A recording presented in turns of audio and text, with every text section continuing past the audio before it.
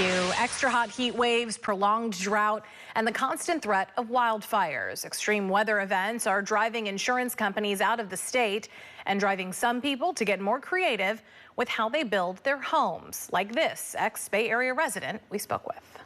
It's very satisfying when you can put something together with your own effort and see the results at the end of the day. John DeSant and his wife Robin are building their dream home in the Eastern Sierra, but it's probably not what you're thinking. We've been talking about building domes for a long time, so we decided to build a dome on it. DeSant spent nearly a decade in the Bay Area working as a software engineer at Tesla. That's where he experienced one of the biggest dangers of California living firsthand.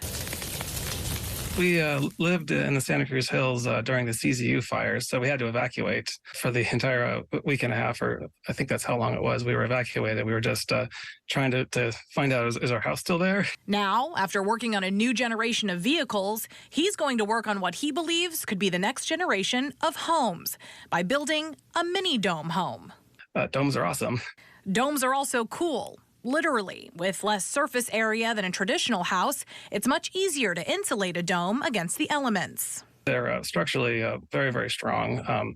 It's they're based upon a triangle, and that's the strongest shape that you have. It really makes a lot of sense. Snow, rain, wind, or fire, the company Natural Space Domes says their dome homes are built to handle whatever the changing climate throws at it.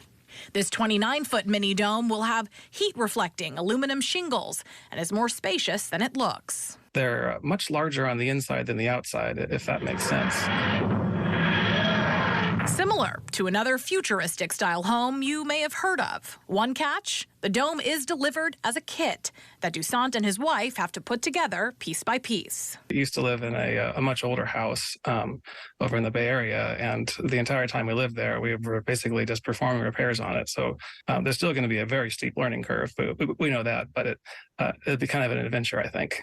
And while he believes this is the future of home building in fire-prone California, he has a theory as to why more developers aren't building like this just yet. It costs more money. Production builders that build the bulk of the housing stock, that they could put a lot of extra effort into it, but they aren't going to get any more money for the house if they do, because a lot of home buyers aren't necessarily going to understand the benefits of these different things.